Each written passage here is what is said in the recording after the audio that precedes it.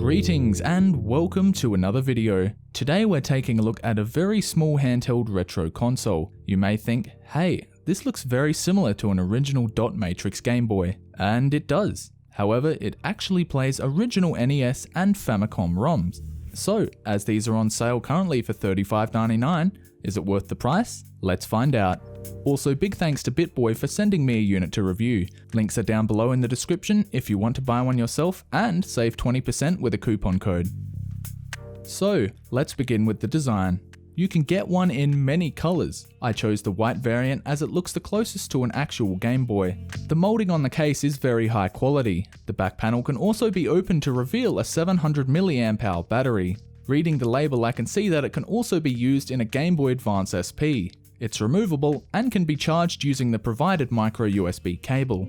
Speaking of ports, we have that micro USB cable as well as a 2.5mm AV out jack. Sadly, there is no headphone jack. I mean, there's probably a way to just get audio out, but I haven't figured it out myself. On the top, there is clearly a slot designed for a micro SD card. However, there is nothing inside the slot. Perhaps this casing design was used on another product. On the top, there is also a small power switch. The mono speaker on the front is ear-piercingly loud. While very tinny, it is tolerable at lower volumes. This can be changed with the wheel on the right side of the console. The buttons do feel a bit stiff, but have a really definite tactile response. The addition of turbo A and B buttons is handy in some games. I happily played it for well over an hour without my hands hurting. For a size comparison, here is an original NES controller. Overall, they're about the same volume and weight. This is indeed a very small console. So, how's the screen? I was surprised to find that it's actually adequately bright with excellent viewing angles. The screen is very clear and there is little to no ghosting. Another cool feature is that you can plug this bad boy directly into a TV or capture device using the included AV cable. The picture quality is pretty average, but it's definitely playable. So, there are apparently 300 games installed on this tiny console. There don't appear to be duplicate games, at least not when browsing through the menus. However, as you may have already noticed, some of these games don't sound all that real. But in all honesty, there are a lot of bootleg ROMs to fill out the impressive sounding 300 games. I won't show any real Nintendo games as I'm afraid Nintendo will copyright strike this video. Anyway, let's take a look at some of the non-Nintendo games and see how they are.